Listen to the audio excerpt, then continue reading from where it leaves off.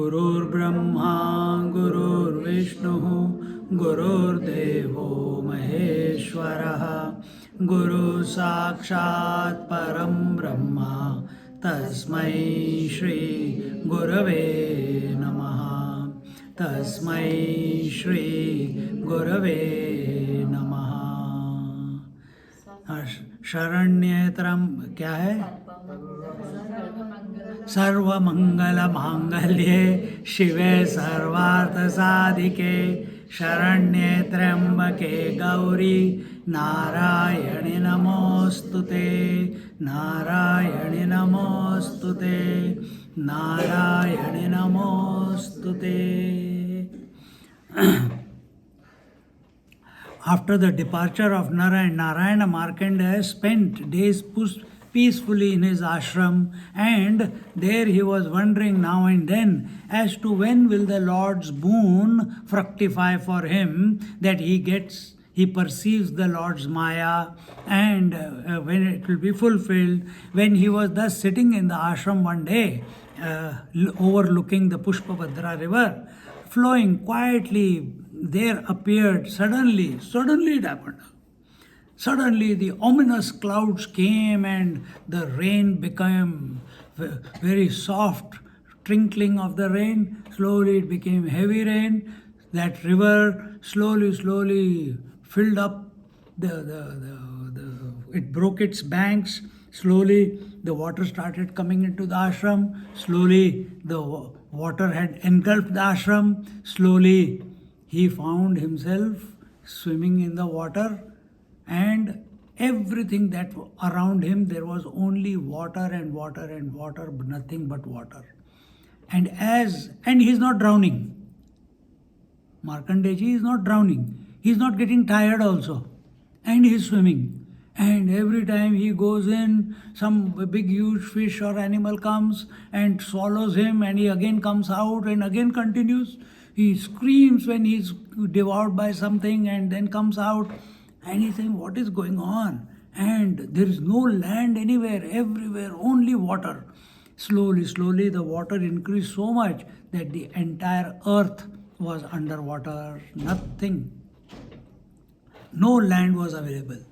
And as he was going through this experience of being in water, sometimes going under, sometimes coming out to breathe, sometimes drinking the water inside the water, sometimes inside the tummies of various animals and fishes, and sometimes out of them, gurgitated out or whatever, whichever way it came out.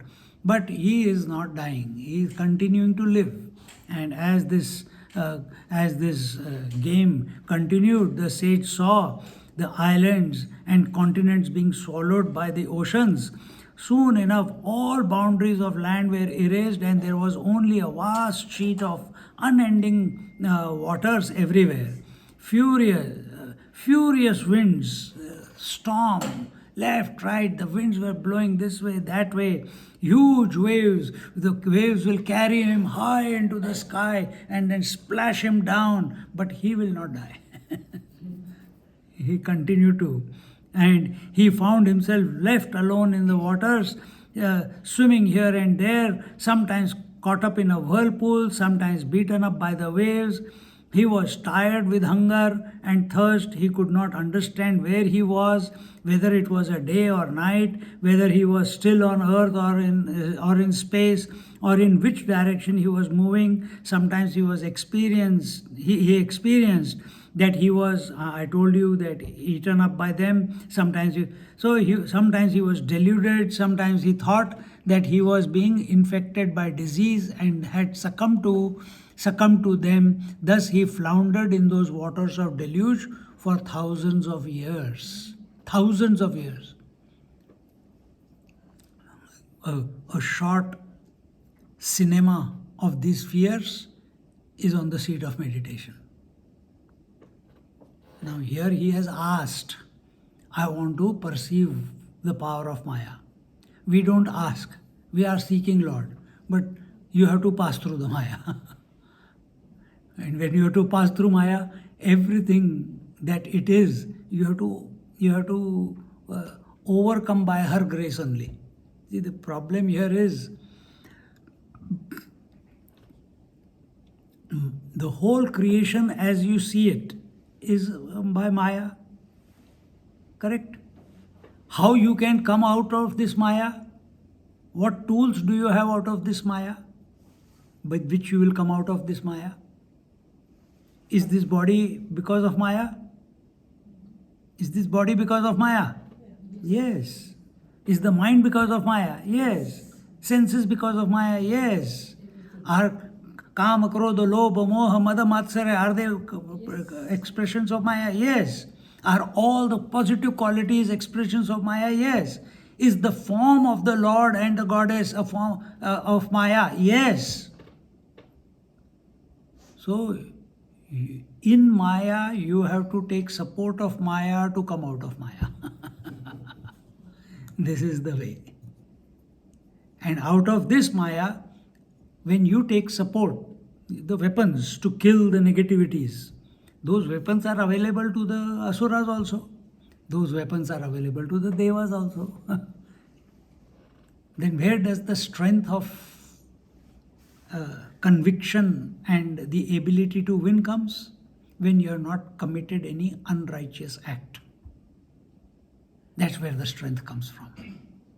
Your utter devotion to the Goddess or the Lord and performing karma to the best of the ability without any guilt or regret. Then and then alone. So when you are remembering what is your karma, you are doing puja, you came and placed the flowers. Oh, how can Swamiji put flower from behind? Some of you may have thought about it. नहीं फिर अच्छी बात है नहीं किया तो I thought about it. If you didn't, but I placed it. हो गया खत्म हो गया ज़्यादा क्या सोचना है उसके बारे में. But see, that thought came as an example now. In creation, nothing is lost and nothing is created.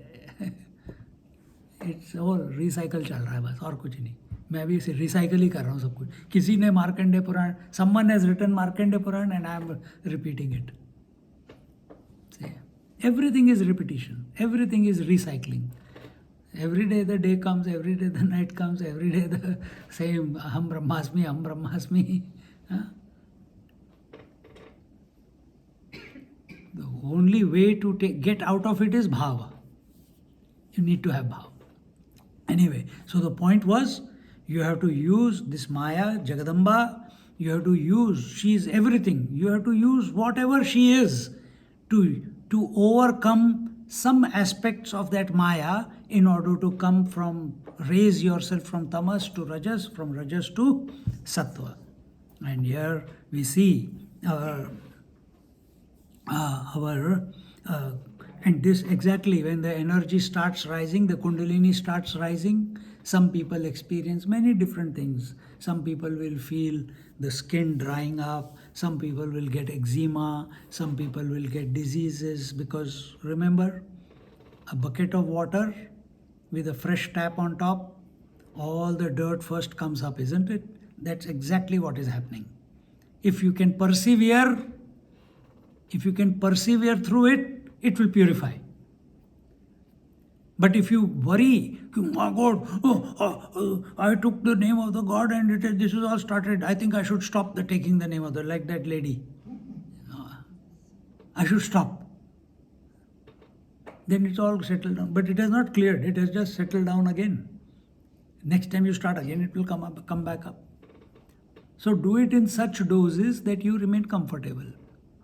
That's all. So here our Markandeya ji has gone through all these experiences and in those waters of the deluge for thousands of years. In dream, when we go through fears and experiences, we don't realize how much time has passed by. There it seems as if lifetimes have gone sometimes. We have gone into Patalok, we have gone into Swarglok, we have gone into this country, that country. Suddenly the wife changes, suddenly the children change. Suddenly you are a parent, suddenly you are a child. क्या क्या चलता रहता है पता नहीं. Now, when he was thus moving through the waters, at the mercy of waters, aimlessly, not knowing what to do, where to go, famished, thirsty, hungry, no fresh water, no food, already 1,000 years have gone. Where is the hunger and thirst? Habit. How much? As long as the body is there, hunger and thirst will be there. So he's going through all that. And suddenly, at that time, from far away in a distance, he saw a small elevated portion of earth. You know, when you walk down this road, you see that small stone out of the grass coming up after the two tanks at the corner. There's two small, one big stone and one small stone, just as if jutting out of the grass. So, like that, in the entire water, suddenly Fiji Island is coming out. And on that island of the earth, and on that tree there was nothing except one banyan tree, huge banyan tree. And on that banyan tree, on one of the branches and on one of the leaf, he could sprawling banyan tree with at its center, its branches drooping down over the waters. On one of the leaves of the banyan tree, he noticed an infant lying like an emerald gem, dispelling the darkness around by his brilliance. And how was this child? He is lying on his back, his both feet are in the air, and he has caught both the toes, and the toes are in his mouth. One toe is in his mouth, and he is looking. And the light effulgence coming from that child is removing all the darkness, and you feel, just looking at that child, you are feeling great. And he saw that, and when he saw that, his beautiful face was lit up by a nectarine smile, and seeing which all the weariness of the sage disappeared. All tiredness went away. He forgot his hunger, his thirst, his that so many thousands, how much time has passed in the year. My skin is all getting, soft, karke, shedding. All that he forgot. Immediately refreshed. And he got as he came closer, the picture of the child became clearer and clearer, and this child had a lotus-like face with soft neck, broad chest, well-shaped nose, and neat eyebrows, and with two lovely pomegranate flowers as his earrings. The wonderful smile emanated from his coral-like lips. The corner of his eyes were red like the inside of the lotus flower, and his glances were sweetly combined with a nectarine smile. His well-shaped abdomen and three folds and a deep navel which gently moved up and down with each breath. He was holding his uplifted foot with both his tiny hands, and he was sucking away at the big toe. This is what I told you just now. Such was the beautiful vision that sage Markandeya saw of the infant lying on that one leaf of the banyan tree. Seeing this, the sage, he had already, the moment he saw it, he was rejuvenated. He felt the thrill, and his body was, even though wet, his body was covered with horripilation, and there was a feeling of ecstasy within him. He waited for a moment because he didn't know what it is. He waited, and then he started thinking, what is this strange vision that I am getting in this expanse of waters? But putting it aside, he continued swimming towards the baby, towards that land and the baby. And as he was moving, coming closer to him, he wanted to, how should I say, as he came closer to the child to speak, suddenly he found himself as the in-breath of the child began, he found himself being plucked out of water and being drawn into his breath and going into inside of him. Like जैसे कभी कभी अपने सांस लेते हुए mosquito घुस जाता है ना तो ऐसे मस्किटो बन के घुस गया अंदर. And he went inside the child, drawn in through his nostrils as if just like a mosquito. They searched on crazy with astonishment. And when he went inside that child, he saw, oh my God, such a huge universe there. And inside the child, as he had seen it before the deluge. So the universe that he saw before the flood waters came, that same universe was available inside the tummy of the child. And he saw the sun, the moon, the galaxies, the quarters, the earth, the oceans, the mountains, the devas, the asuras, the human beings, the forests, the rivers, the towns, the villages, the miners and the cultivators, the sages and their ashrams. And he saw the Himalayas, and he saw the Pushpa Bhadra valley and his own little ashram inside the baby. His own little ashram on the banks of the river. And as he stood lost in this indescribable vision of the universe, again the out breath began and he was thrown out into the waters again. And this went on, and he was back into the oceanic waters. And again he was going here and there. He didn't know where he was. Again he saw that island. Again he saw that tree. And again he saw that baby. Again he went towards the baby. Again he was drawn into the breath of the baby. And again he saw the whole world inside. And again he was thrown out. And this went on for some time. In and out, in and out, in and out. And in this way, the sage was overcome with wonderment at this. Again he swam towards the child again to find out the truth behind the experience. But as he approached it, same thing, he got drawn into the breath and inside, where again he saw the entire universe. So many times it has happened now. And as he lingered there in wonderment, he was again thrown out. This process of sucking in through inhalation and throwing out by the exhalation of the child continued over and over till the sage lost all curiosity to know about the child and became tired of the whole thing. What did you understand from this? Is this the pralaya? Okay, pralayam. You should not ask Unwanted boon. you should not test the maya of the Lord.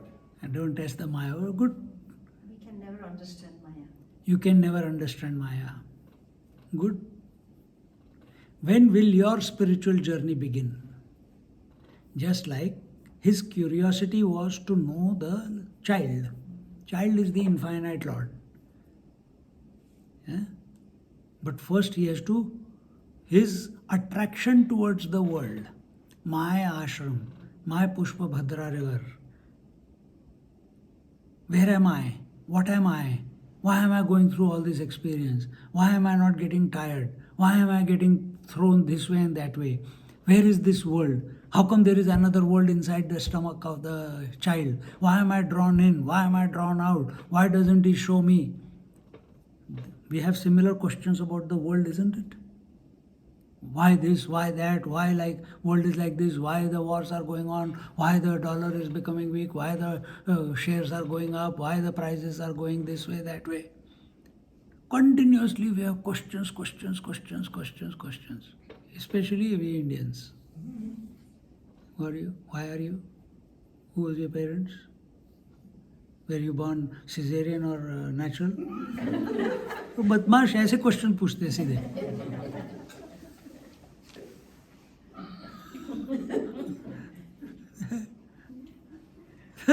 These are the, so until as long as we have these questions erupting in our mind, we are not available to the truth. And these questions are about the Lord. about the creation. Creation. Not Maya. He doesn't know Maya. He is just looking at the creation. He finds one creation outside and the creation that he was in inside. Then again he is thrown outside. And we are also thrown like that. We go in, there is one creation in the dream and there is one creation in the waking. Compare. It's exactly the same thing happening. There is one creation in the dream, there is one creation in the waking. And yes, there is absence of both in the deep sleep. That is a different matter. But you are continuously shunting in and out, in and out, in and out. Vedanta helps us to understand both. He has all the knowledge, yet he is not understanding. Why? He is not understanding because the Lord needed him to get exhausted in thinking. Then, and then alone you will be available. So here, Markandeya, so then he says, suddenly he thought of the Lord and prayed to him. So till now he was thinking of where am I, what am I, why all this is happening. Now when he got exhausted of this shunting, what is the shunting going on in your life? Waking, dream, deep sleep. Going to work, driving 100 kilometers, coming back work, driving 100 kilometers. Every day, getting up in the morning, making breakfast. In the afternoon, lunch. In the evening, dinner. Every day, it's cyclical life. Remember this.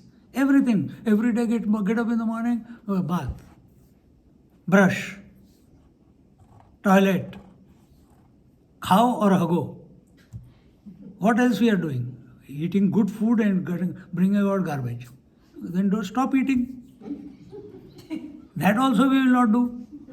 If only garbage we have to make, you are not utilizing all that food for energy or contemplation. You are eating sattvic food, I am sure. Then it should give you sattvic thoughts. But all we are doing is converting it to garbage. That machine also can do it. What is your need then? So until and unless we don't get exhausted about thinking about the world. In Sanskrit it is called alam. Enough, enough, enough. I don't want to think. I'm tired of thinking about the world because it's the same thing happening every day. You are not aware. These stories are there to make us aware of it. For him, what was happening to him every day? Sucking in, throwing out. Sucked in and thrown out. Sucked in and thrown out. Same experience happening day in and day out. We are also going through the same experience, but we are not getting exhausted.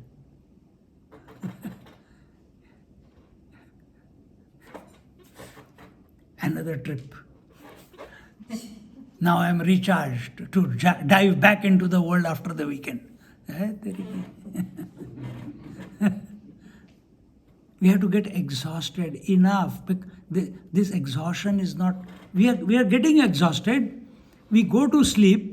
We get rejuvenated again to jump into the world. That's what our Markandeya was doing. Every time he looked at that small baby, he got rejuvenated, horripilations, ecstasy. Then he swam towards it, got sucked in. Beyond his will. He can't stop himself. And again, without any choice, he was thrown out. We are also, without our choice, waking up. Without our choice, going to sleep. Every day it is happening up. Without our choice, we are pulled into circumstances. Without our choice, everything is happening. We have to get exhausted. And exhaustion doesn't mean that you have to do it more. You can get exhausted merely by thinking. And when that exhaustion comes, automatically, whether it is by japa also, whether you do karma yoga, when you get exhausted, you come to japa yoga. When japa yoga, you get exhausted from Om Namah Shivaya.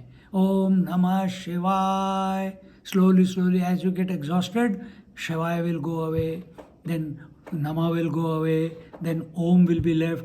Om will also go away because your attention is where it is starting and where it is concluding. This is the sign of exhaustion, but you have to practice. Without practice, it's not going to happen. Just merely wishing is not going to happen. Vaikhari, Madhyama, Pashyanti. What is para? Full exhaustion. It's not in your hands anymore. Your efforts were only up till Vaikhari and Madhyama. Pashyanti para beyond your control. You can't do anything. In fact, ajapa japa also you cannot do anything. It's happening. But we have to come to that point of exhaustion where it becomes. But that exhaustion has not come out of brute force. It has come out of, here in japa, it has come out of devotion. It has come out of bhava. It has come out, and that is building up the intensity within us, single pointed within us. And in this way, when our Markandeya became exhausted, suddenly, till now he was thinking about his survival or the curiosity and wonderment about where he is. Suddenly he remembered the Lord and one prayer, Lord, please help me. And here he says, suddenly the thought of the Lord, he thought of the Lord and prayed to him fervently to release him from the state of affairs. He is not thinking of Maya. He is only asking, please release me from this deluge. I don't know where I am, how I am caught up here. As he meditated, and there, while he is in the waters or in the tummy of the Lord, wherever he is, he stopped looking outwards, he looked inwards, prayed to the Lord fervently, and immediately the child and the deluge disappeared, and he found himself sitting in his ashram by the banks of the Pushpabhadra.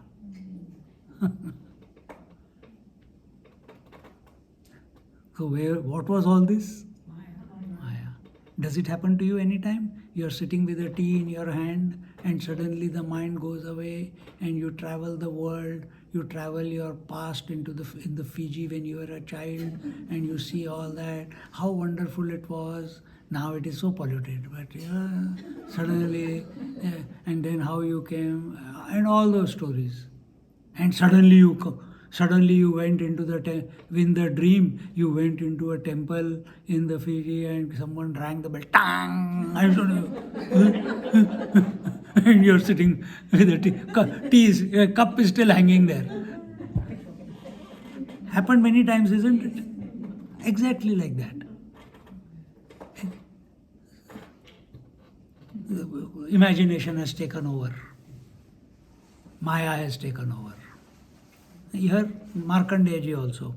Markandeya immediately recognized the whole thing as the manifestation of Lord's Maya. Do we recognize? किसी लड़की लड़के को देख लिया सपने में, अरे यार, उठने के बाद immediately phone call, letter, flower, फंसने के लिए तैयार.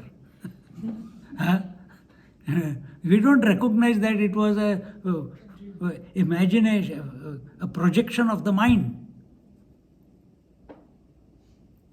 If you are afraid of the dream that you had, there can be no better foolish person than you. My heart is beating. There is a song, my heart is beating and is retreating. I am falling in love. Nice voice, no?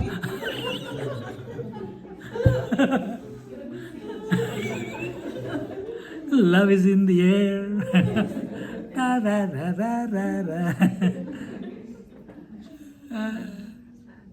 This all goes on. There's no, we get caught up. We look at one person on the street and we feel that it is he or she is the life partner.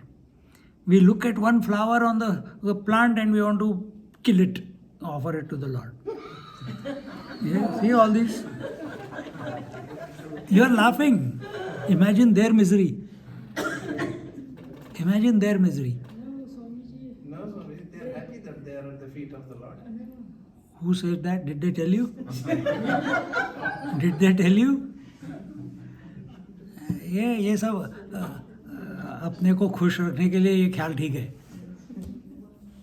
या तो तुम खुद उगाओ with this intention कि भाई these flowers are for this purpose and I am going to use it for that offer. Did you pluck these flowers by taking the name of the Lord? Yes, Swami. Did you? Then it is good. then it is good. He also said, sorry, I am giving you pain, but I am taking you to the Lord. Then it is good. But what about others? Because I am the only हमने one. कभी सोचा ही नहीं. अच्छा, only you are the culprit. I brought them somewhere, Okay. so. Okay. Okay. So let's continue. And it was as if he had never been taken on the back and forth in time to witness the cycles of creation and dissolution of the universe and the worlds. The impression left on his mind was so deep and vivid that he found it difficult to regain his composure for quite some time. Just like when we come out of a terrible dream, it takes a little bit of time for us to go back to sleep or find our semblance, balance again. तो उसके बाद फिर क्या करना है? तो that is what is happening to Markandeya. Exactly what happened to us yesterday. Why anywhere else? Why is yesterday? Huh? So learn from the story. Thereupon, again, for some time, thereupon Lord Shiva and Parvati appeared before him and comforted his mind, which was agitated and fatigued by the experience of Maya. See? So first Lord brought him out because he prayed to him. Now his mind is hijacked by that experience and he's not, what happened? He's so disturbed, he's so agitated, he's so restless. Remember, Markandeya ji has meditated for so many thousands of years. He has already lived a very long life, knows all the scriptures, yet this is his state. Which were agitated, fatigued by the experience of Maya. So, if this is all Maya, there are two ways. Either you live fully, it will lead to exhaustion. Our problem is we don't live fully whatever we are doing. We don't do whatever we are doing 110%. Everything is thoda idhar, thoda, little bit here, little bit there. What did we say? We have spread our eggs in different baskets. Don't spread eggs in different baskets for the bad times. कि if under the bed there is egg, कुछ खाने के लिए मिलेगा. नहीं. Put all eggs in one basket and be vulnerable, just like he is. Then answer comes. If you have a sense of security anywhere, answer will not come from the Lord. He says, oh, you are holding on to this table, you don't want to hold on to me, continue. When you decide that I don't want the table, I want only the Lord, then I will present myself. See? On account of his having witnessed the cycles of creation and delusion of the worlds, he was conferred the preceptorship of the Puranas by the Lord. Markandeya extolled the Lord and prayed, I take refuge at thy feet, the haven of peace for those who surrendered to thee. And in this way, due to your Maya, O Lord, even the so-called wise men are deluded into thinking about they are wise, whereas the truth is that all their wisdom is nothing but a bundle of ignorance. All their wisdom is nothing but a bundle of ignorance. Is that true about the scriptures also? Yes. They are expressing in ignorance only. Because scriptures have not experienced the divine. They are only talking about it. We are also only talking about it. We are also hearing about it. All this interaction that is going on, it's just waste of time. It's just finding we are doing all this because we don't want to sit and completely vanish into the Lord. Commit to the Lord completely. We know the answer, but we don't want to do it. We want to be distracted. So we feel good. Satsang, stories of Durga Saptashati, it's a good distraction. But I am in a satsang, you know. I am in a satsang. But because I don't want to do what is required to be done, which is go after the Lord, take the name of the Lord, go from Vaikhari Madhyama Pashyanti Para. I don't want to do that. This is good. I'm just being more critical here. It's not that what you're doing is all absolutely fine. Why is it so difficult to surrender? You cannot surrender. If you think you can surrender, then you are living in a fool's world. But why is it so difficult? Because you think it is difficult. That's all. It's not difficult at all. Is it difficult for you? I give this example to these people, they know. When husband comes out in front of you, the wife comes out. Do you have to do any sadhana to remove the wife and then bring the mother out of you? Is it difficult? No, instant. Instant. Why? You have accepted it. Both the roles you have accepted. So why is it difficult? Why don't you accept that you are of the nature of divine? Then surrender will be easy, simple, immediate, spontaneous. You have created the distance between you and God, who is residing in your heart, and now you are complaining. I'm not just saying to you in general. And now we are complaining. That why is it so difficult? But data is there in our life on a daily basis. We are able to drop one thing and immediately do the next. We are able to drop one thought and hold on to the next. We are able to drop one breath and hold on to the next. The eyes are able to drop you and hold on to her, immediately go to her. There is no lag. But when it comes to spirituality, why is it so difficult? We have created unwanted data in our mind.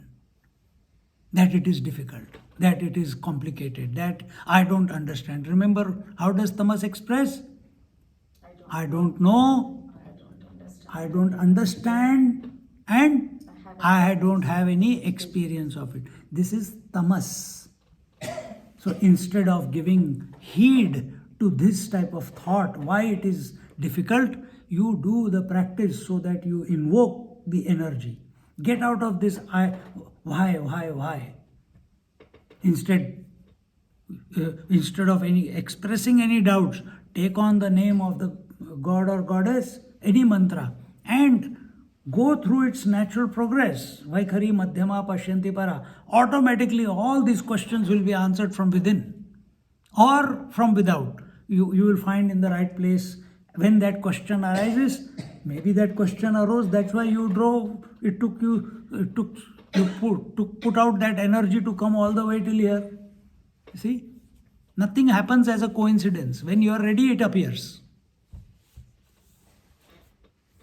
So when he was ready, Shivji appeared. When he was ready, Narnarayan appeared. He didn't call them, they came. They came. He didn't call Shivji. Shivji and Parvati came by themselves. See? The truth is that all their wisdom is nothing but a bundle of ignorance, because what they perceive and take for granted as knowledge is nothing but thy maya, only which shines as though it is the truth, and thus get deluded by it. This is our story. The vision of that wondrous child and the experience of the cosmic Maya made Markandeya a renowned person, venerated even by the celestials, because then the story goes of how Markandeya ji, because he is Chiranjeevi, so he met the Pandavas also, and first he met them and they didn't understand, and then again he went them and he told them about the dharma and adharma, and gave them direction, because in life you cannot only do dharma and you cannot only do adharma. You cannot be 100% righteous all the time. It is impossible. Yudhishthir also, he was the incarnation of dharma, isn't it? And yet, on the battlefield, what did he do? He told the lie. He didn't tell the lie, but yeah. No, he told the lie. Whichever way you put it, but the brothers put together, directed by Krishna, the Lord himself, they did the unrighteous thing.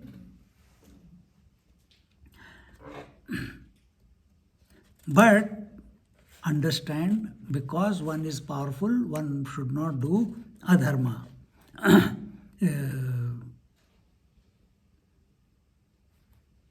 Here examples are given that just like the seven sages are very powerful, the mind-born sons of Brahmaji, they are powerful, but they always maintain the same place in the sky. They don't move away from there. That's one example. And so also, you too have the brilliance of the sun and fire. May you complete successfully your painful exile in the forest as per the conditions imposed on you. Our Yudhishthir's question was that why we have to go through this misery of moving around in the forest. We are Kshatriyas, we are rulers, and look at our life. We are hiding away from Duryodhan and his army, and we have to live for 1 year in hiding. So here he is saying that even if the circumstances are not conducive, you still must not forsake the dharma. You must continue to live the dharmic life. And in this way, after his visit, then the Lord along with Satyabhama had come, and at that time he put the question to Markandeya ji. He asked, by seeking the prosperity of the Kauravas and our own adversity, my mind gets confused about the fruits of righteous actions. Now Yudhishthira is having a doubt of being right dharmic. Because they are evil, they do all the wrong and they are rich. We do all the right and we are in the forest. Have you heard people saying this or we have ever said it? That I live, मैंने भगवान का इतना नाम लिया, भगवान ने मेरे को क्या दिया? दरिद्रता. अरे, he is purifying you. How and when does one enjoy the fruits of his actions? Is it here in this world, in this life, or hereafter in some other life? And Yudhishthira himself, even though he was well versed in all the scriptures and everything, yet the suffering he was undergoing in the forest, but not only for himself, but for his wife and for his brothers, was eating. It was corrupting his heart, the pain and the love for them, attachment for his brothers. And he needed this is the point that we are making now. And when you are in that type of disturbed disposition, that time Yudhishthir very badly needed company of satsang. That's why you come to satsang. All the time you cannot be doing japa. All the time you cannot be doing karma. All the time you cannot be doing your duties. Every now and then give yourself an excuse to come to satsangs on a daily basis, and that's why we are going to have a day retreat, not a residential retreat. But when this opportunity came, we came together. See? So what do we give? So continuously expose yourself to satsang. That is where now he will get the answer from Markandeya ji for his issue, for his problem. Because in satsang we get the answer. But now don't get addicted. Not practice anything and just keep going to the satsang and seeking satsang. So he was undergoing. His question, therefore, had to be answered elaborately and slow enough to soak through his troubled mind to counteract the waves of agitation. An immediate answer would not have satisfied him. So he has to be gently taken out of the misery and then presented the knowledge. Arjuna also, he was given the knowledge straight away in the second chapter. He did not understand it. Then the teacher in Krishna, he came down to his level, the karma level, body level, and started explaining to him systematically, and Arjuna kept expanding and expanding and expanding in his understanding till there was no doubt left in his mind. And when Krishna asked him, "Are there anything left for still any doubts left?" He says, "No, karishye vachanam tava. Whatever you say, I will follow." Meaning, I have got no doubt left. We should also reach that stage in our life where we have no doubt about anything. So continue to gain the knowledge, continue to purify your mind, continue to go from many thoughts to one thought, continue to have the bhav towards the divine, continue to keep doing this experiment that the divine, the infinite Lord, let it be the Lord or the goddess or that one, He alone is expressing through my eyes, through my limbs, through my as the thoughts, as the convictions, as the life. Everything is He alone. One day it will click. But you have to, if you can imagine about some terrible incidents in dream again and again, why can't you imagine this? This is creative visualization. For unprepared minds, this is helpful. So it's not fantasizing. Pardon me? So it's not fantasizing. It's not fantasizing. Is she a fantasy? No. She is a reality. She is Brahmani. She is Ishwari. Where is the question of fantasy here? But for you to realize that she is the reality, you have to surrender. You keep thinking from your individual mind, you will never be able to understand. See, the language is such, it's very contradictory. On one hand, we are saying, I'm caught up in the Maya. On another side, we are saying, Maya is the Brahmani and the Ishwari. And the Shakti. अब क्या कौन सा वाला पकड़ूं? She only has to reveal it herself to you. You cannot work it out because you don't have the capacity. Why? You are still stuck in the world. You are still stuck in the body. You are still stuck in the past. You are still stuck in the future. You are still stuck in the desires. When all your desires are only for her and her alone, then she will reveal herself.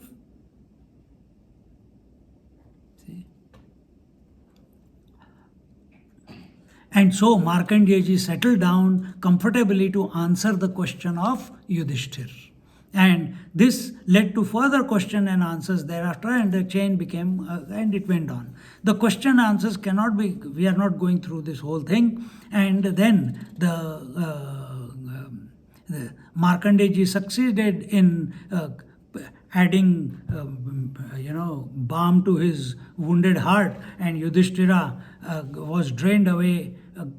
All his anguish and misery that he was feeling was drained away, and he again became rejuvenated. And then he took Markandeya Maharaj, then he took leave of Pandavas and blessing them with victory over the sinful cousins, the Kauravas.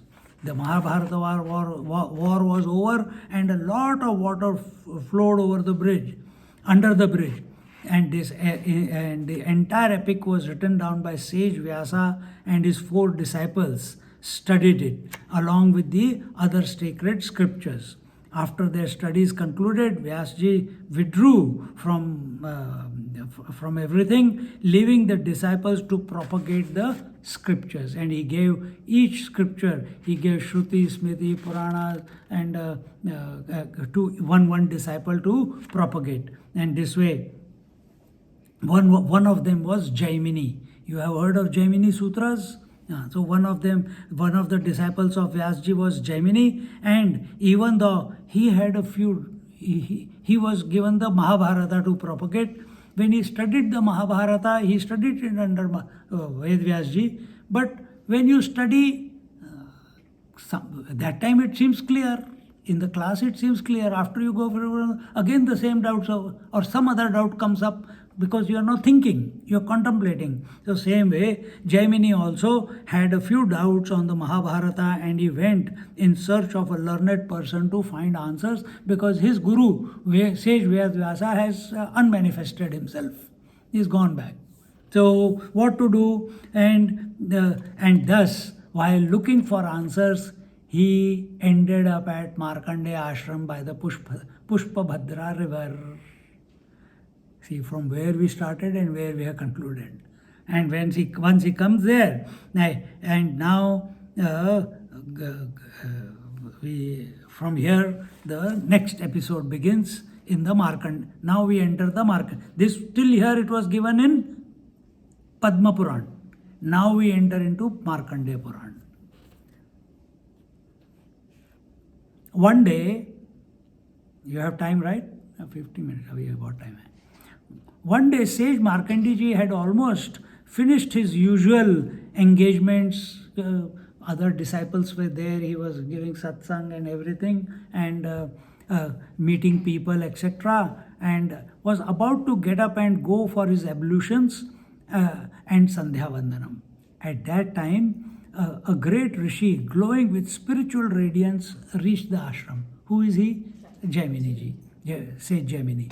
Ashram. He was Jaimini, one of the celebrated disciples of Sage Vedyasa. Who did not know about him? Everyone knew about him. And Markandeya, he is Chiranjeevi, so he has seen so many come and so many go. So he knows everything about everyone. So when he saw this effulgence, he immediately recognized he is Jaimini. He was an authority on the ritualistic portion of the Vedas, Karma Kanda, Ved Vyasa, while dividing amongst the 4 distinguished disciples the jobs of propagating the Vedic culture, had bestowed on Jaimini the mastership of Sama Veda and had directed him to spread its teaching amongst the people. So this is how the Jaimini Sutras came about. And this way, Jaimini immediately comes because he's looking for answer. He doesn't know where to go. Now he comes to other people. He must have gone, answer did not come. Or answer was given but he could not understand. Remember our Parshuramji? Yes. Parshuramji, I'm only looking this side. You're too far that way. It's okay. So Parshuramji, after Ramchandraji's bow was, after he met Ramchandraji sent him to Mandrachal mountain. There he met Matanga Muni. He asked, what is the purpose of life? He said, to know the truth. Where is the truth? He said, you are the truth. He says, like that only you told me? No sadhana? I said, no sadhana. You are that. Tattvamasi. Story over. But you know, after killing Kshatriyas for 21 times on the earth, going at the speed of thought, so much gati, that momentum of his mind has not stopped yet. So he feels he has to do something. Only then he will reach the destination. It was not appreciated. So he said, yes, you are right. Go to Dattatreya Maharaj. And he goes to Dattatreya Maharaj. Dattatreya Maharaj, yes, you are absolutely right. Without doing anything, how can you come to know the truth? You cannot come to know the truth. Then what should I do? He said, climb the Mandrachal mountain, dig the soil, make a Tripura Devi. Every day morning, get up, give her bath, do puja, prepare Naivedya. You take only little bit, rest of it give it to her. You fast, but give her food. Make her go to sleep, but you remain awake.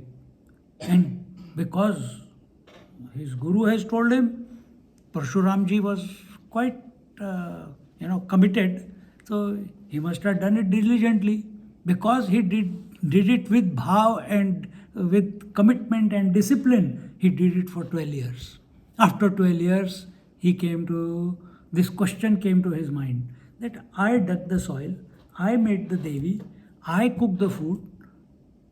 How come she is more important and she is inert, I am living? How come I am not important and she is important? With this doubt, he comes to Dattatreya Maharaj. Dattatreya Maharaj says, yes, you are right. He says, then what is the truth? He said, you are the truth. So now his attention had moved from inert to living. Before it was on inert. That I have to do. Karma is inert. And in this way, the Jaimini Maharaj, he has come to Jaimini. Knowledge will be transferred only if we are available. It will not get transferred to an unqualified student. He may be a disciple of sage Vedvyas. He may be the protector and propagator of the rituals given in the Vedas. He may be a great person on his own. But if he wants knowledge, if he wants solution to his doubts, he has to come in the proper manner. Like when we were studying in the ashram, many, 2-3 sannyasis came. Swamiji said, in the class, everyone is a brahmachari. Brahmachari wears only white clothes. I don't want some brahmacharis to feel that you are greater because you are a sannyasi wearing these robes. So you have to come in white. They left. They didn't stay there. That evening also they didn't stop. Because for them, wearing this color is sannyas. Can a cloth make a person sannyasi? Or his attitude makes him a sannyasi? His renunciation makes him a sannyasi. So if this color represents renunciation, you can't renounce this cloth and wear white cloth. What type of sannyasi you are? Good, they were not there. So what I'm saying is preparing our mind, our availability. Sage Jaimini prostrated to Sage Markandeya. He was welcomed and seated in a befitting manner. After exchanging some greetings, he says, I have come to seek clarification about certain portions of Mahabharata. Sage Jaimini is asking Sage Markandeya, pray be kind enough to clarify them. The Sage Markandeya lovingly looked at Jaimini and nodded. Jaimini put forward his questions very briefly. Markandeya stroked his long flowing beard and thought for a while. He turned to Jaimini and said, your questions cannot be answered in a casual manner. This is a casual sitting. It cannot be answered like this. I am a sage, you are a sage. Maybe there is some, he has come to ask, he wants to, chalo, कहते हैं ना, चाय पे चर्चा. Chai pe charcha. Let's discuss on a cup of tea. And what do you want to know? The Brahman. It will not happen. So that is how it is happening here. He is a sage. He has come to a sage. He doesn't want to sit at his feet.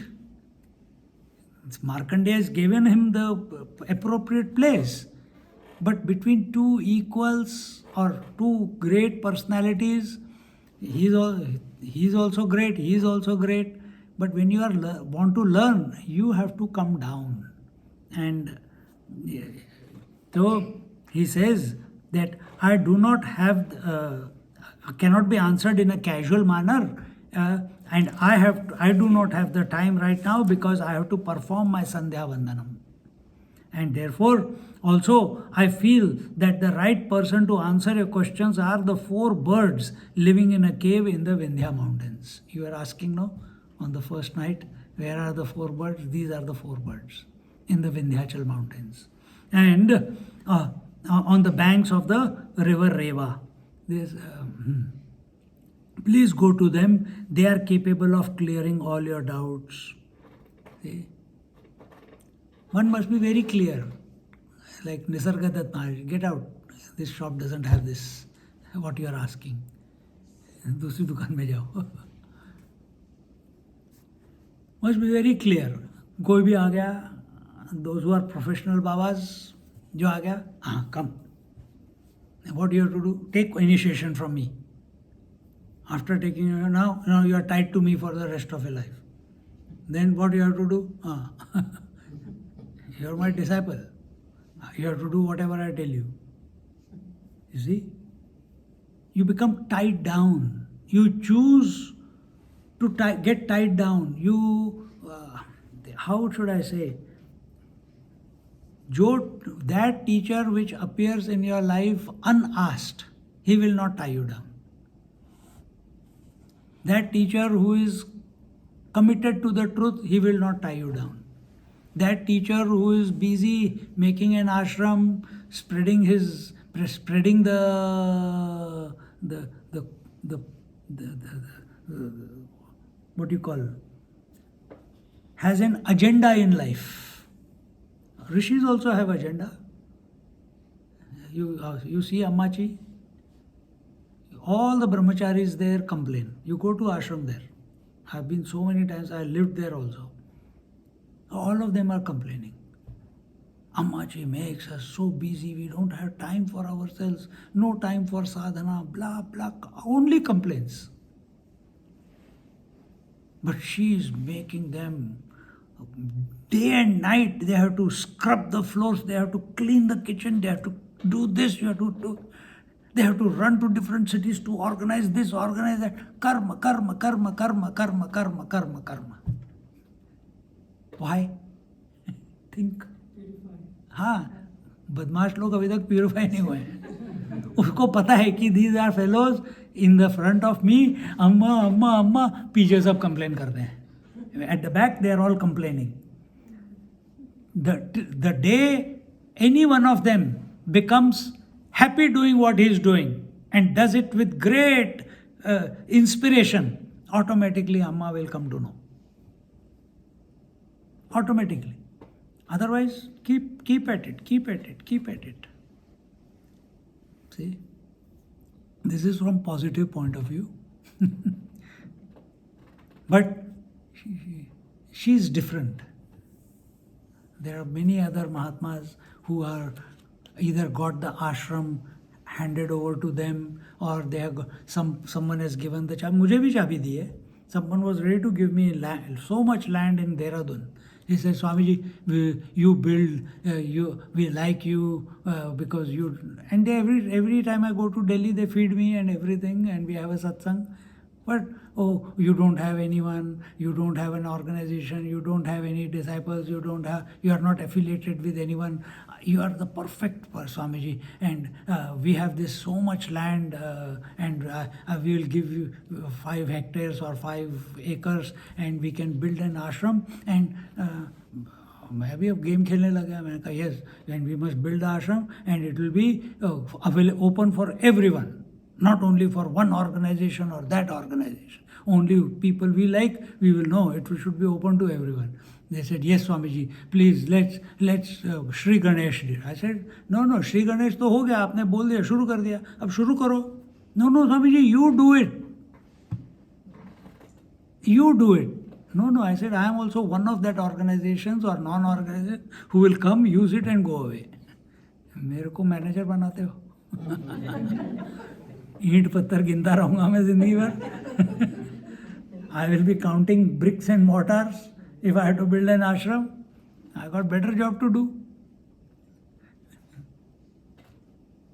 See? And in this way, where are we?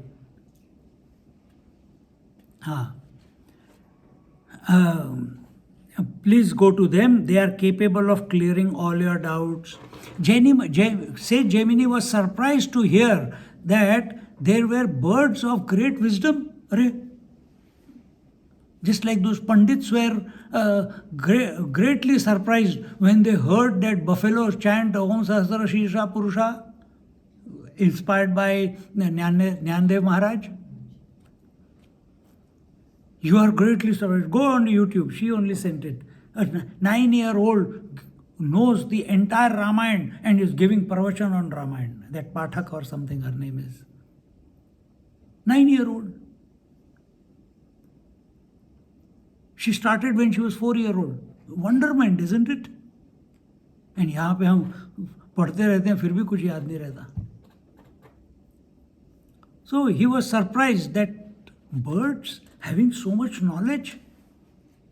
He has heard of Kak Bhushundi, he has heard of Garuda Maharaj, but on the earth there are 4 birds who have this knowledge, who can clear the doubt of mine.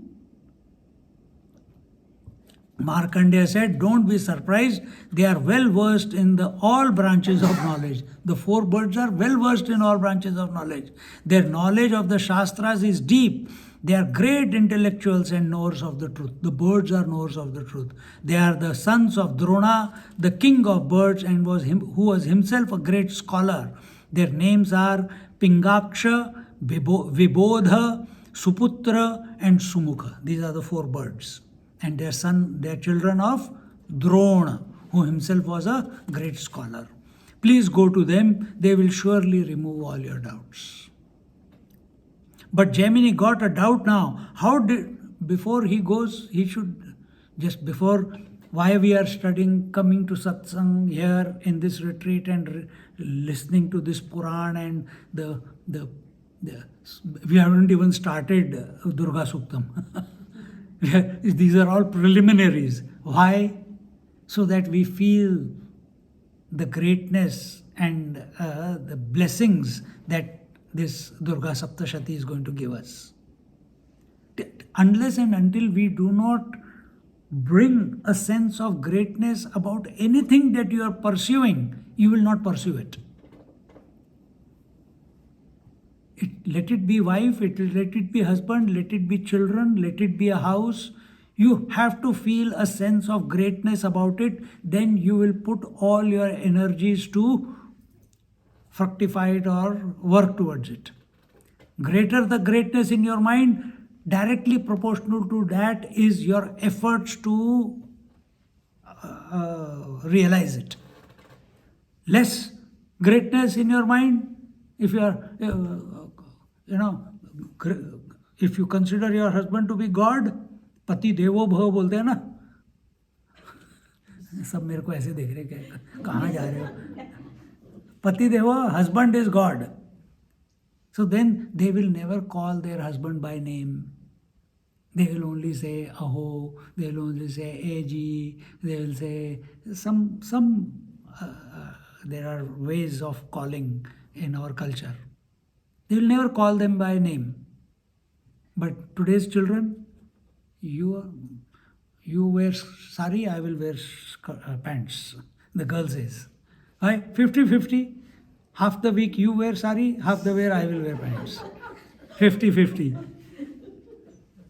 And for them, they don't have that feeling of reverence, a feeling of acceptance. It's all about a contract. And therefore, that feeling, they call them by name. I remember Swamiji giving one example. The couple was having a lot of problem and within them. And the child was not coming. Swamiji blessed them with the child. Still the fight was going on. And he told the girl he knew from childhood. So he told the girl, I have seen one problem in your family and the problem is with you. Didn't say it in front of the husband. And what is that? She used to call him by his first name. Anil, or whatever the name was. Anil. Anil, ye kar. Anil, bartan do. Anil, jhadu laga diya kya? Anil, kapde mein sukha diye kya? Anil, Anil, Anil, Anil, Anil. And you see these kids also, when they listen mother calling, they will also call the father Anil. He said, from today, you give me a promise that you will not call him Anil. You will call him in Maharashtra. They live in somewhere in Maharashtra. They call Aho. And she started. All problems solved. Automatically. Automatically, slowly, within few months, there was peace in the house. All this continuous loggerheads with each other, all stopped. Because she went through a transformation. The moment she started giving him respect, it's the other way also. The moment she started giving him respect, she didn't feel that she was a doormat. She started thinking differently rather than an equal. See, you can be equal in your heart. But what a woman can do, that man cannot do. What man can do, woman cannot do. You have to accept that, isn't it? Can Ishvara ever express as Devi? Can he? But can Devi express without Ishvara? No. See, can Ishvara have his own form independent of Devi? No. But that Devi gives him the form through, because of that which we can recognize him. See this relationship, it is a mutual coexistence. And in this way, Markandeya then, when these fellows, with this sage Gemini, he asked, he wanted to know, before I go to those birds, rather than ask this question to them, why don't you tell me, O great sage, the Markandeya, that how did these birds acquire such vast knowledge? Why were they born as birds? Why they are not human beings or sages? Markandeya then narrated the story of the four birds. They were cursed to be born as birds by their father in their earlier birth for not fulfilling his promise to Indra. In a separate incident, Vapu, a celestial nymph, was cursed to be born as a bird by sage Durvasa. After some time, she was born as a bird and married Drona. Drona was the father of these four birds. So that nymph married Drona, and Drona was the learned son of the king of birds, Mandapala. So king of birds is Mandapala, his son is Drona. To that Drona, the nymph was married, and through both of them came these four sons. Clear? At that time, the Mahabharata war began. And then when she became pregnant, the four sons accursed to be born as birds entered her womb. At that time, the Mahabharata war had begun. The mother bird went to the battlefield of Kurukshetra. The war between Arjuna and Bhagadatta was raging, and the mother bird was hit by an arrow from Arjuna in the belly, and she died. The four eggs which had matured in her womb fell softly over a corpse, so they did not break on the corpse. At the same time, a large bell dislocated by another missile from an elephant's neck fell over the four eggs, covering them completely. So they were protected also. See how nature works? And we have problem. I have to survive. I have to organize my life. I have to take care. She is taking care. After a few days, the war ended, and Bhishma was lying on his bed of arrows, and King Yudhishthir went to him every day to listen to his discourses, which went on for about a month. Other learned sages and persons also visited the battlefield and listened to Bhishmacharya. Among them were sage Samika and his disciples. One day, while returning, the disciples heard the cries of the baby birds from under a bell, and to their wonderment discovered four of them just hatched out of their eggs. Not before, not after, perfect timing. Just when they came out, chung, chung, chung, chung, chung, they heard, and they came, and they're just coming out of the shell, out of their eggs. Sage Samika told the disciples that it was a wonder of wonders that these helpless fledglings were born so safely in the midst of a battlefield, scattered with corpses and debris all around. Surely they were born through abundant grace of the Lord. He took them to his cottage, and bird grew up in the serene atmosphere of the ashram and regained all the deep knowledge and wisdom they had acquired in their previous birth. Because they were cursed, remember?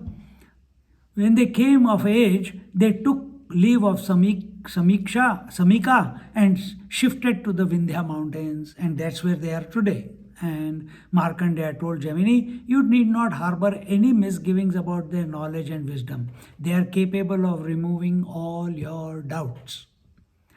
Gemini took leave of the sage and reached the Vindhya mountains. He found that the birds were there had and offered his salutations to them. After introductions, Gemini told them about the purpose of his visit. The bird said, "We are indeed happy to discuss the sacred lores, but we cannot promise that we will have answers for all your questions." We cannot promise you that we have answers for all your questions. Markandeya said, "You go there, they will have answer to all your questions." Contradiction, no? So where's the problem? I'm asking. Where's the problem? Where's the issue? Markandeya said they are capable enough to answer all your questions. They are saying we cannot guarantee that we will be able to answer all your questions. Germany has to learn it because it's Germany's capacity to learn it, Capacity to learn. whether it is there or not.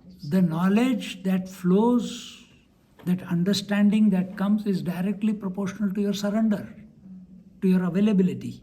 Understand this, especially you're going to Kailash. See?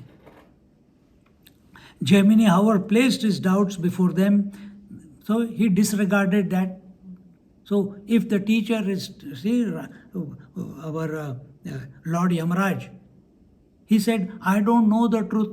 Nachiket, no, I know you know the truth. Remember in the first chapter itself, he said, no, I don't know. It is very difficult. Even gods don't know the truth. And how can I come? No, he says, "I don't know about God, but I know you know." So he tried to distract him, but he did not get distracted. Who? Nachiketa.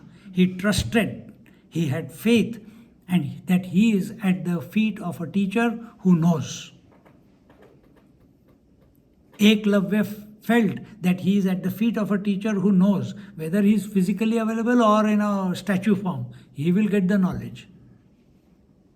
So teachers always test before they give. So some people, "I don't know if I can answer your questions." Acha, then where can I go, Swamiji? Go there. Simple. एक problem खत्म हो गई है ना. So some people will take, "नहीं, why should I waste my time here? Why should I waste my time here?" But Gemini was not like that. He said, he continued to place his doubts before them. The birds, after offering prayers to Lord Vishnu, expounded many intricate portions of the Mahabharata to him, and after hearing them all, he asked them to explain the origins of the after hearing them all, he asked them to explain the origin of the gods, the rishis, and other living beings, as well as the various the time, the sarga, pratisarga, etc. Manvantara. I was telling you, all this was explained. The bird said, "Gemini, your question is indeed hard to answer. This question was once put by a seeker, Kraushtuki, to sage Markandeya when he was sitting in the midst of learned rishis." So they have to tell him through a story, because these questions cannot be answered. You are a man, you are a woman. Go story over. No, ऐसे नहीं है.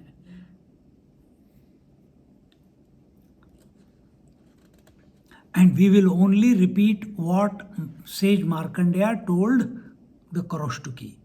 We will repeat that.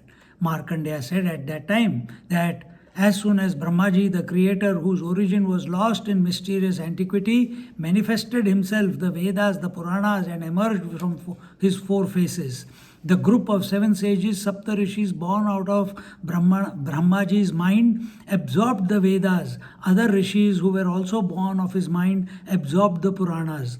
The rishis advised the Puranas to Bhrigu. Remember, what did he give to Gemini? This is Bhrigu.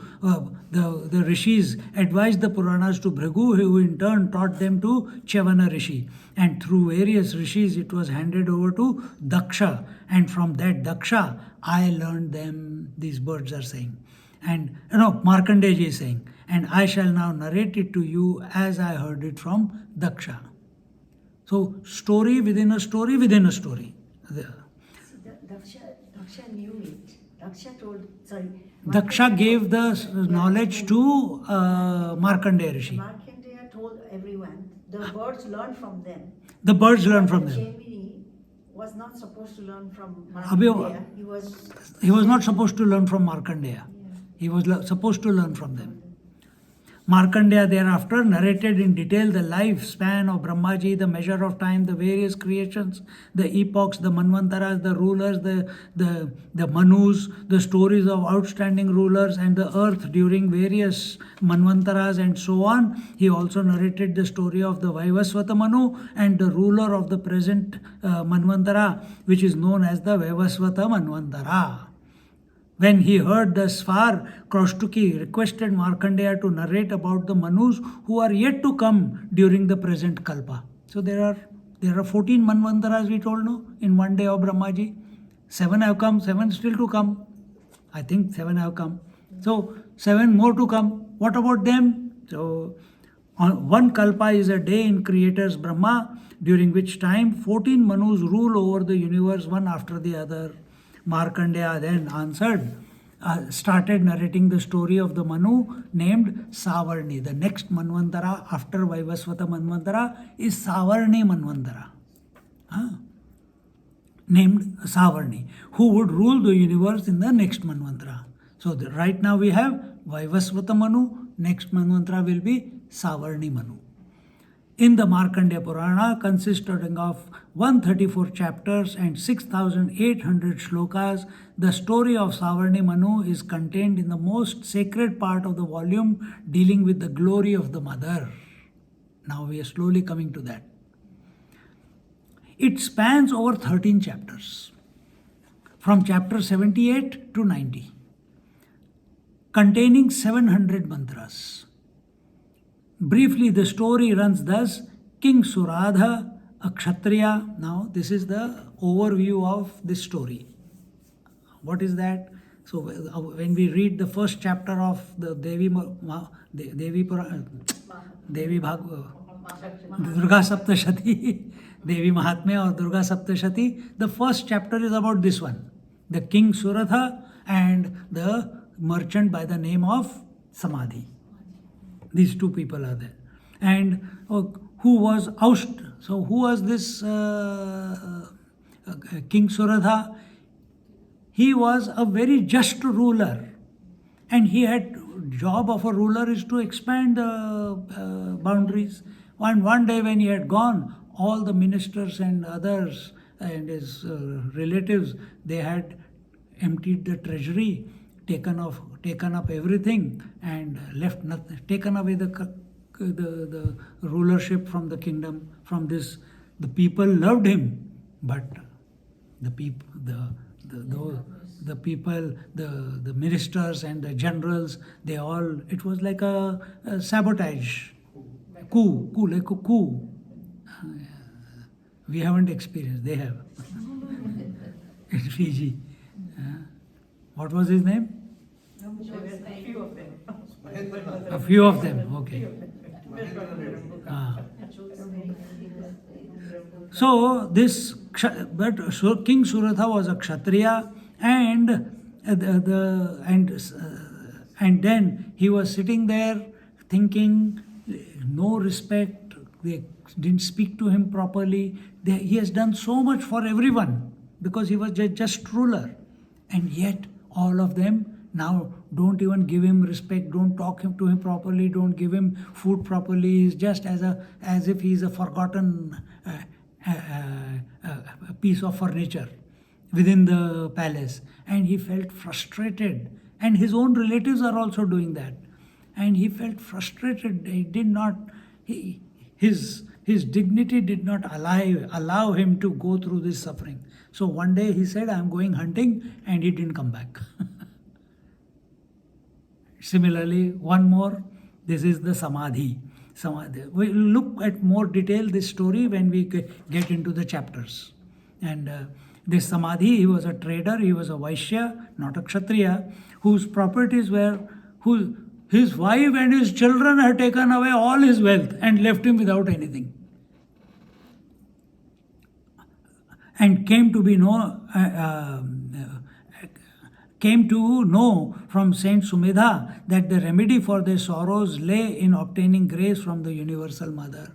So they both, in short we are telling in detail afterwards, that they both approached sage Sumedha, and he said that you will get everything that you have lost back if you invoke the mother.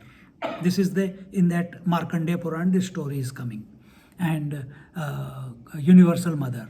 When they asked the saint to narrate to them the glory of the mother, he told them 3 stories relating to the mother's incarnation in the tamasic, rajasic and the sattvic form. In the tamasic form, it was the story of killing the Madhu and Kaitap. In the rajasic form, it was the killing of the demon Mahishasur. And in the sattvic form, it was the Shumba and Nishumba. These are the 3 stories. Story hai, it has to be dramatized. And sattvic form. With the blessings of the saint, the king Suratha and the trader Samadhi retired to the banks of the sacred river and worshipped the mother with single pointed devotion for 3 years. Can you spare 3 years of your life? 3 years. Swamiji. I got my husband, I got my grandchildren, I got my children, I got my business, I got my investments, I got this. Swamiji, once my child finishes uni, then it is okay. What if she does masters afterwards? Then 2 more years. After that, then I'm free. And when that time comes, when she gets married then. Satyanarayan mein puja mein aata hai na ek story. She keeps delaying. Then when they're married, no, after बच्चा हो जाएगा. नहीं, जब बच्चा बड़ा हो जाएगा, when the child becomes grown up, then I will do. Not like that. Then बच्चे के शादी में. हाँ, naturally. So Saint Sumedha gave him the remedy. When they asked for to narrate them the glory of the mother, he told them 3 stories, and he said, and they did this. They read this story and did the parayan of this story for 3 years continuously. Pleased by their devotion, mother appeared before them. They sought boons from her in accordance with their innermost desires. When the mother appears or the Lord appears, you may feel that, I want the truth, you get inspired. But only that will come out of your mouth when the Lord appears, that which is your most intrinsic desire. You also don't, maybe you know, maybe you don't know, but it will happen at that time. Please, and as a result, the king requested, they sought boons from her in accordance with their innermost desires. The king requested for unopposed sovereignty over the worlds. He wanted to be a king, not only of his kingdom. He asked the mother, I want to be the king for a long period of time over the entire earth, over the entire period. Not only this earth, but the entire universe. And that only is possible by being a Manu. So that is the Manu that he will get. He was granted Manuship of the next Manvantara, as well as a gradual liberation from the cycle of birth and death. Gradual liberation, step-by-step liberation. Step-by-step liberation, you cannot bypass the totality. So you go from senses to the mind to the intellect to the total intellect to the avyakta to the Ishvara knows that he is the Parabrahma Paramatma.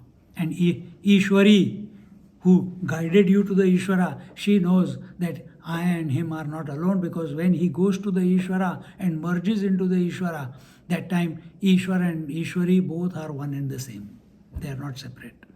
And in this manner, this is the step-by-step liberation. And Samadhi, on the other hand, the trader who had developed sufficient in this period of time, when he was listening to this story and he was contemplating, what has this happened, my own children, my own wife going against me, blah, blah, blah. He has developed sufficient discrimination and dispassion, and when he was asked for the boon by the mother, he asked for self-knowledge and liberation. And the mother lovingly bestowed it upon him.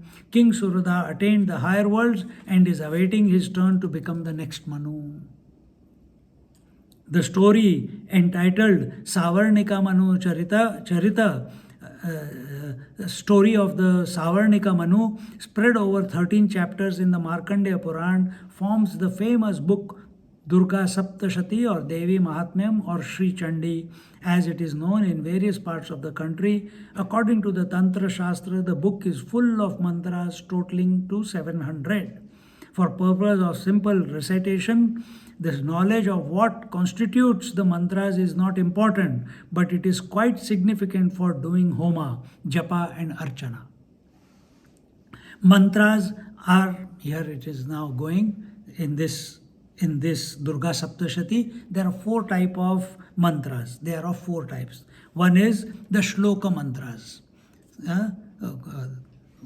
We chant, no? कौन सा chant करते हैं beginning में हम? सर्व मंगल मांगल्ये शिवे सर्वार्थ साधिके शरण्ये त्र्यंबके गौरी नारायणी नमस्तुते. This is a shlok. This is an anushtup chanda, and there are different chandas. So this is one shlok, full shlok, 2 lines. Then shloka mantras. Then the second type is ardha shloka mantras. There is only 1 line. You will read sometimes just before Rishi Uvacha or Devi Uvacha, there is only 1 line, and then the second line comes after the Uvacha. So there is only 1 line. Then third is khanda mantras, part of a shloka, and that also we will see somewhere. And the last is Uvacha mantras, Devi Uvacha, Ishvara Uvacha, Rishi Uvacha. So wherever these Uvacha are also taken as mantras in Durga Saptashati. So when we say 700 shlokas, we are not talking that there are 700 verses. In that, here it says, it will tell us more. In the Devi Mahatmyam, the total mantras are 700, and out of this, as per the Katyayani Tantra comprising 535 shloka mantras. So in this, now how is the breakup of the 700 shlokas or mantras? So out of that, 535 are shloka mantras, the full shlokas. Out of that, then another 42 are ardha shloka mantras, that is only 1 line. Then another 66 are khanda mantras, only 1/3 or a little bit part. And 57 are the uvacha mantras, where Devi Uvacha, Rishi Uvacha, etc. comes. And this way, the Devi Mahatmyam and Devi Mahatmyam, just like Bhagavad Gita. What Bhagavad Gita was divided into Tattvamasi. You are that. Karma, Bhakti and Gyan. Similarly, Devi Bhagavad is also divided into 3 parts of Tattvamasi. Here it is not Tattvamasi, here it is Sattva, Rajas, Tamas, here it is from the point of view of purification and expansion. And to understand, that is one way. Then here, what are the divisions within the Durga Saptashati? The first part of the Durga Saptashati is called as Prathama Charitra. Prathama Charitra is the first chapter. The first chapter is about this King Suratha and the Samadhi, the trader. Then here the first chapter is dealing with the manifestation of the mother, the Jagadamba, as Mahakali, the terrible one. Then the second part of the Durga Saptashati is called as Madhyama Charitra. And here the chapters are 2, 3 and 4. And they are about the dealing with the manifestation of that Jagadamba Mahamaya as Mahalakshmi. And here, we'll just talk. She will take care of the Rajasic negative tendencies within. Mahakali takes care of the Tamasic negative tendencies within. Mahalakshmi takes care of the Rajasic tendencies within. And the third part of the Durga Saptashati is called Uttama Charitra. Again, Uttama has come, Narottama, remember? Now Uttama. Uttama is the bestest. So, as much as important the first and the second part, Charitra is, the first part and the second part, the bestest part is the third part, the Uttama Charitra, where the goddess, the glorious mother expresses as the Mahasaraswati. Because Kali and Durga, Kali and Mahalakshmi, they will not take you to the truth. They have to express as Saraswati to take you to the truth, to guide you to the truth, to point you to the truth. Where all the weapons of destruction are given up. Then only book and mala and kamandalu. And in this way, this is the best story. And chapters 5 to 13. So first was one chapter, 3 times that was the Madhyama Charitra, 3 times the Madhyam Charitra is the Uttama Charitra. That is the proportion. And in this way, in this, we will see that the Saraswati will, how she neutralizes and destroys the Shumbha and Nishumba.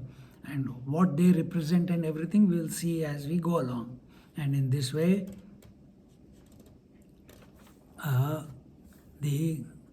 we come to the chapter 1 of the Devi Mahatmyam. Now we start Devi Mahatmyam. So we'll look at it in our next class. Let's see it in the tomorrow morning. अभी रात को बहुत अभी क्या time हो गया? It's already 1.5 hours. So our preparation is done. We have understood why the Devi Mahatmyam came about, how it came about, because of what it was given, in which Purana it is, what is the symbolic meaning behind that it is the play of the 3 gunas. All that we have understood.